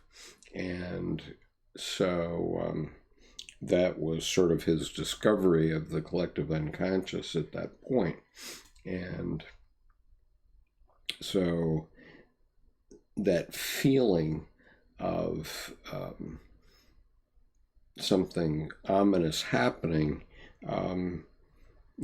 has been around. It was obviously very, you could cut it with a knife, no doubt, in those years between Nietzsche and the beginning of the Red Book period. And, if you're intuitive at all, as I am, you can recognize that certain things are going to happen and are happening in our political life. And thanks to these studies and these advanced studies of Jung, I've now grokked what he was talking about, and in terms of analyzing society. And I'm just at the beginnings of that, and thinking about how it's meant. But ultimately, I think that the answer is that he's saying that all the events of the Old Testament are in one way or another happening in all of us as we grow up. And so, many of us probably remember the French Revolution from our adolescence. And, you can, that's probably why biblical stories are so meaningful to people, because in some ways they do relate. Now, for me, I always needed something more modern. If I go to church and somebody's going to start reading Bible passages, boy, I go, fall asleep immediately. But if I do it in terms of societal narratives, as Mary Stein suggested, and then I can do the same thing with my experiences with movies, which I do have in my unconscious subliminally, but which do get brought up at some points. So Thomas says, he seems to be predicting a modern attitude rather than making a declaration, though he had no great love for Christianity. it's very unsettling as a reader going into the book. Sure, it would be unsettling, and the theologians have been in this whistling in the wind mode, where they say, oh, there's nothing wrong, everything's fine, God's still up there. We still have NFL players going like this across the goal line. And so lots of Christians think that God is up there. And lots of atheists say, we have electron microscopes, and we have major telescopes, the Hubble and others, looking back to the Big Bang, and we haven't found God yet. And that's because that's not where God is. God is not in the physical world. God is in here, in the psyche. And what Dr. Jung was pointing out, but he didn't say it very explicitly, so we've had to work it out through the help of people like Edward Edinger. What he was saying is that we're all going through all of these stages. And so, as I pointed out, some of these things, like this beautiful lady here, her instincts, the instincts that are in her, come from millions of years ago. And if we look at this, you can't deny that that's a mandala. It certainly is. There's no doubt about it. And so, how did a pufferfish develop the idea of a mandala for mating? I haven't a clue, but they do it naturally. And so, obviously, Dr. Jung was going back, trying to understand what is deeply embedded in our psyche that is emerging in psychic epidemics around the world even today, which we're still struggling with them very much. Thomas says, a friend in Houston related that her Methodist church was studying non-condemnatorily the Gnostic Gospels, such as Thomas and others. A positive sign, absolutely. And there seem to be all kinds of signs like that recently, especially recently. So I think that, something is happening. There is an awakening going on around the world. So let's see. Grenade says, God is inside and out. No, to accomplish the one great thing. Okay. But, as they talk about in Jung's Red Book for Our Time, the way of what is to come, and this is in the Red Book too, the way of what is to come is really, let me say it crassly, bumper cars. Okay, in other words, all of us are coming along, and all of our fellow human beings are coming along, and we all have a different aspect of the human condition, and we keep bouncing into and off of one another as we're doing this evening. And so that bumper cars process that is happening through generations and generations of our species is how we learn, how we develop our psyche. And so, we know something about that because of the 20th century more today, because we saw the horrible psychic epidemics of the 20th century, and hopefully we've learned something about them. I mean, not everyone has. Only a few of us have any concept about what I'm talking about. But the reality is that the way of what is to come is that human societies and human people are going to keep bouncing off of one another, hopefully in a peaceful manner, and hopefully within religions, by instead of finding all their differences, finding what they have in common and what they can learn from one another.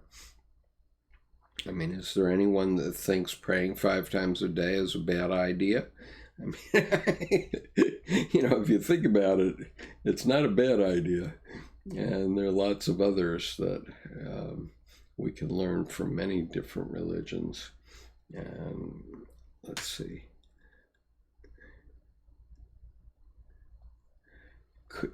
Thomas says, could we say there's a bit of the divine in our dreams? Absolutely. That's not going too far. That's absolutely true. In fact, Dr. Jung did talk about that. I need to go back here a little. So, I mean, the divine in Dr. Jung's context is definitely within all of us. And, it's interesting, when you go to India, people are often bowing to one another like this. And the reason they do it is because they're bowing to the divine in the other person. And, we could learn something from that. And, obviously there's a limit, because if you do that only, then you make yourself weak. And so there's a difference. And one of my criticisms of Buddhism, and maybe Hinduism as well, is that they're very passive religions. And so what that means is that the people just get along getting along, and they don't try to make big changes. In fact, in Hinduism, if you're born untouchable, you just say, oh, okay, I'm born as an untouchable. I'm going to stay an untouchable all of my life. And they therefore don't try to improve. And so, okay, it's great in a country where you're trying to support 1.2 billion people on $1 or $2 a day, which is what they do in India. But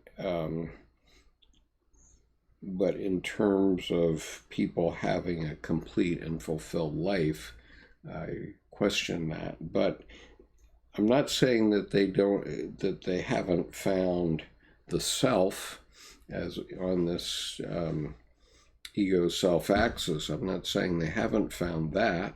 They have.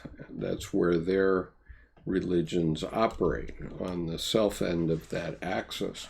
But the problem is, if you just say, okay, the ego is just an illusion, so forget everything that I can do in the world, why should I go to education and that sort of thing, then okay, you're going to have a life that isn't quite as enjoyable as yours in my life, maybe. Sean says there's a term pleroma, which is Greek for nothing and everything. Yes, there is a term pleroma, and the pleroma is in all of us. Let me see. Can I put my hand? Maybe I can. It's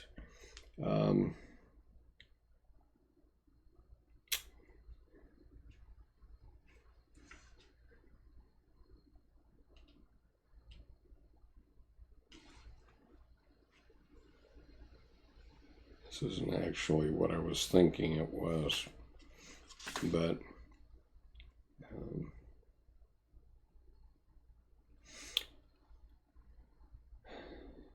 anyway, the pleroma is sort of the background archetypes that potentially emerge from all human beings, but they have to be constellated. And so you either live them or you don't live them.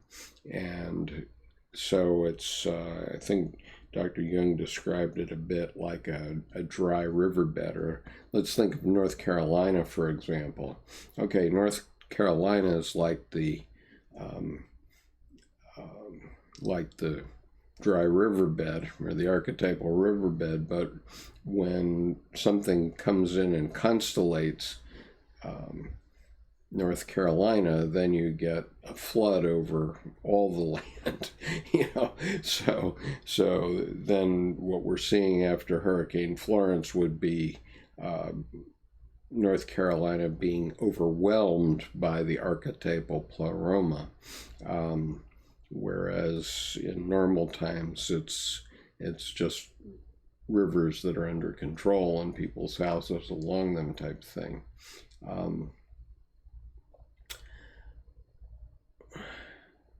Yep, as Grenade says, where we arise from and fall to. And Thomas says, I'm going to do my alchemical study for the week, watching Lodge 49. Well, we've been following along on your suggestion, and we haven't stopped watching yet, although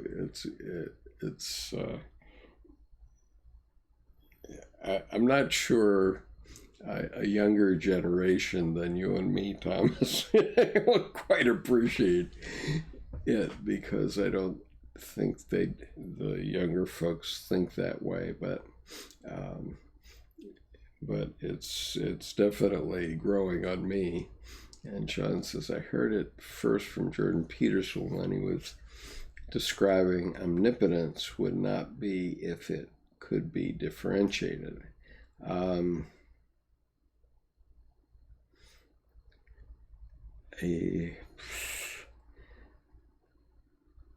Well, the pleroma is not really omnipotence. The pleroma is omnipotentiality, I think, would be a better way of putting it. Because the pleroma doesn't do anything until it's constellated. So it's like eastern North Carolina being flooded. It's not flooded unless it gets constellated by a hurricane. Grenade says, I remember I wasn't ready and damn near went insane, thought I found it all, but I really just lost it, if you get what I mean. Well, Dr. Jung does talk about the issue of readiness, and he did not feel that his oeuvre was really for young people. He thought that people needed to be something over 35 anyway in his day. And so up until that point, he said, you're just doing research, you're just learning how to be a human being in your particular society. So you're learning the ropes and the logos in your particular society. And, men always want to have all the rules. I spent 23 years in the Marine Corps, and I can tell you that 99% of all Marines, they just want rules and to be told what to do, and to know that they can go out and perform that activity, whatever it is. Go out over that mountain and kill that son of a bitch and come back. Okay, that's what the way most Marines think. But they want to be on the receiving end of that order. They don't want to think about it. They want to be told. They want an orderly process. But the problem is that life isn't that way. Life is, you also have to actually have a life. And so one of the reasons that they say those who can do, those who can't teach, I can't even, I wouldn't even go into my own background, but if you want to look it up, you're welcome to do it. So I can assure you that I am speaking to you from broad life experience. And so I have this quote that's taped onto the front of my computer that is from Leonardo da Vinci by Walter Isaacson, his biography of Leonardo. And the actual quote is, "He who has access to the fountain does not go to the water jar. So the logos, all the rules and everything, that's the water jar. But you still have to put something in it, and that's a life. You have to go out and get a life. You have to get experience and get hurt a few times and start learning a few things.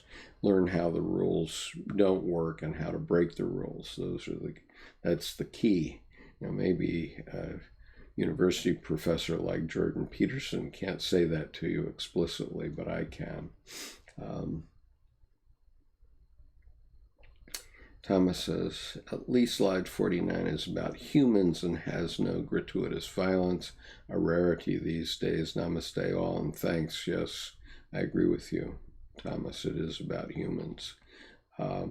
Sean, blind obedience will get you killed too or lead you into suffering. Yeah, but, if you're in battle, you want to know what the man next to you is going to do under certain circumstances, and that's the strength of the Marine Corps. I have 100% trust in my fellow Marines, without doubt. And one of the things that makes me happy about the current administration in Washington is that we have several retired general officers who are in positions of responsibility. And because I know what their training is, I know, and I actually have experienced it myself, I know what I can expect from them when the going gets tough. And so Sean says, to make those decisions when everything counts. Yeah, well, ultimately, 95% of all generals and admirals in the U.S. Armed Forces are STJ. They're sensing, thinking, judging people. And, those are people who you can give them a Navy squadron with an aircraft carrier and a couple submarines and a couple of destroyers and say, go out there 1,000 miles, kill that son of a bitch and come back. And they'll say, aye, aye, sir. They'll go out, boom, boom, boom, come back and say, okay, what would you like to do next? So those guys get up to 2 stars. Okay, but the guys that get up to 3 stars or 4 stars are people like Colin Powell and people like John Kelly and people like the Secretary of Defense, who are much deeper thinkers and who are the people who can give those orders. And you don't want to cross them because they look soft. People like Colin Powell, they look soft. They're not soft, but they're the people that can play the politics, which most Marines don't want to do. The Marines that are like that don't rise above lieutenant colonel, typically.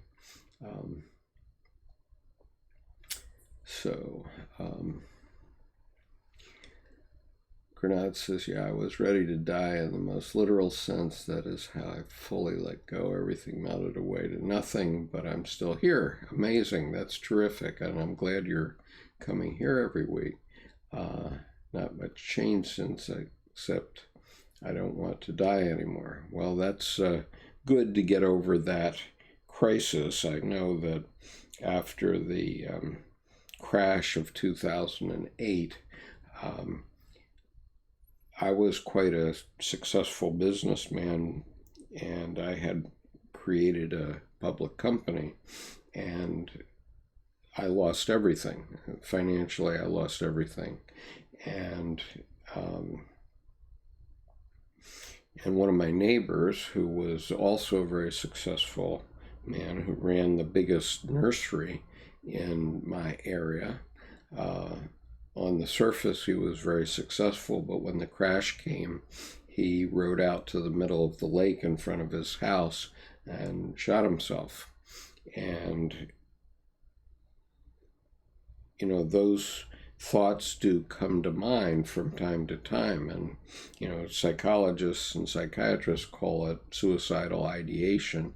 I have done a couple of videos on this. I did a video on it after Anthony Bourdain's suicide. And the point was that I just decided I wanted to see how it came out. I said, okay, I lost everything. So what's going to happen now? I want to see. And, my grandfather, the same thing happened to him after the crash of 1929. And he lived on another 30 years or so and became an alcoholic, and he died at age 68 from alcoholism after having a stroke when he was 58. And so,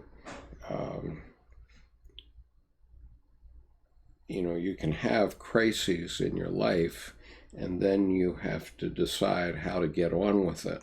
And so it all goes back to the Job archetype, which is contest, defeat, not winning, defeat, lamentation, and rebirth. And if you go through that process many times, or each time you go through it, your ego will become stronger.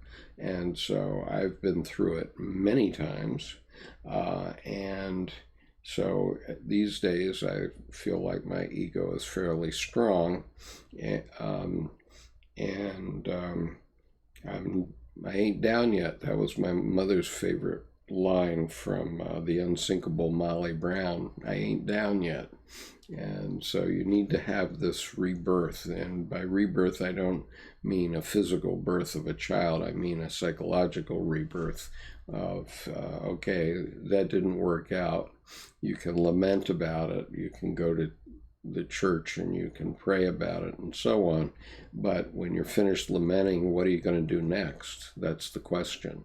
And so, that's how Dr. Jung was pointing out you individuate. I mean, it's right here in Answer to Job. Let's see here.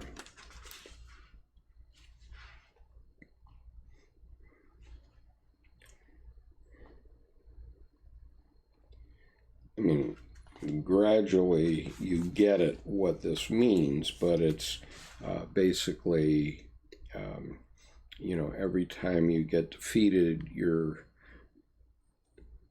become stronger and you become more directed in what you were intended to be. That's about what it amounts to.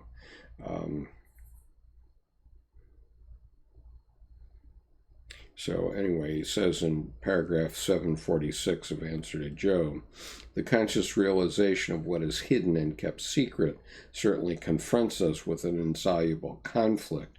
At least this is how it appears to the conscious mind. But the symbols that rise up out of the unconscious in dreams show it rather as a confrontation of opposites, and the images of the goal represent their successful reconciliation. Something empirically demonstrable comes to our aid from the depths of our unconscious nature. It is the task of the conscious mind to understand these hints. If this does not happen, the process of individuation will nevertheless continue. The only difference is that we become its victims and are dragged along by fate towards that inescapable goal which we might have reached walking upright, if only we had taken the trouble and been patient enough to understand in time the meaning of the noumena that cross our path. So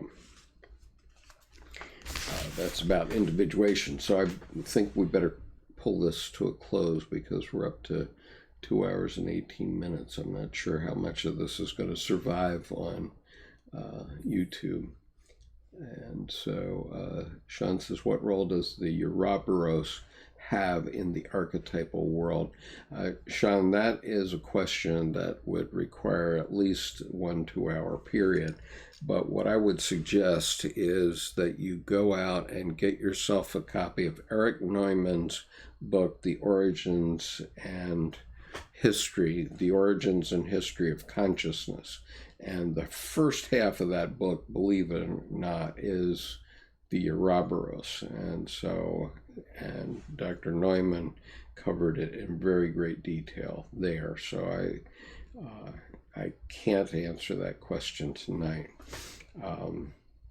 The all giving birth to itself, I think, yes. And so Andy Oxley. Well, Grenade, that's the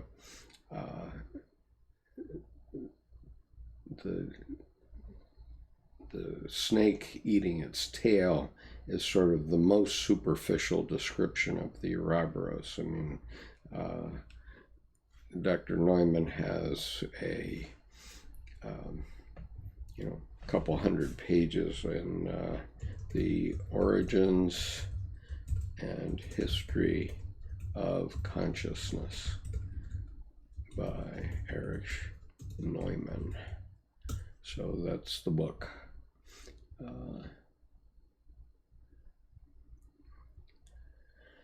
Entropy is merely the inability to perceive the overarching problem.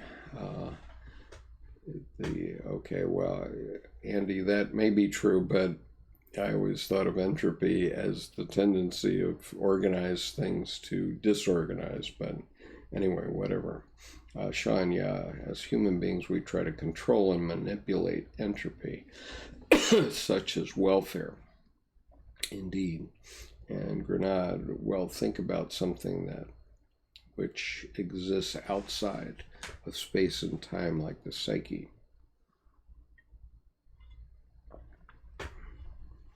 So anyway, Grenade, I don't think I'm going to address the Ouroboros anytime soon in this group. It's a very complicated area, and I think you're best served by reading Neumann's book. And, at some point I may address it, but it's a very old archetypal concept. So as you see, my voice has now collapsed on me after 2 hours and 15 minutes of almost nonstop talking. So I'm going to excuse myself and thank you all for coming. And next week I will start from paragraph 474, this essay, which is called The General Aspects of Dream Psychology. So I'll address some more of those next Monday night. So peace. Thank you for joining me. And I'll see you next week, I hope. And by the way, don't hesitate to join our advanced reading group. We have a lot of good material in there as well. We have been discussing ion in very great detail there. So anyway, see you soon.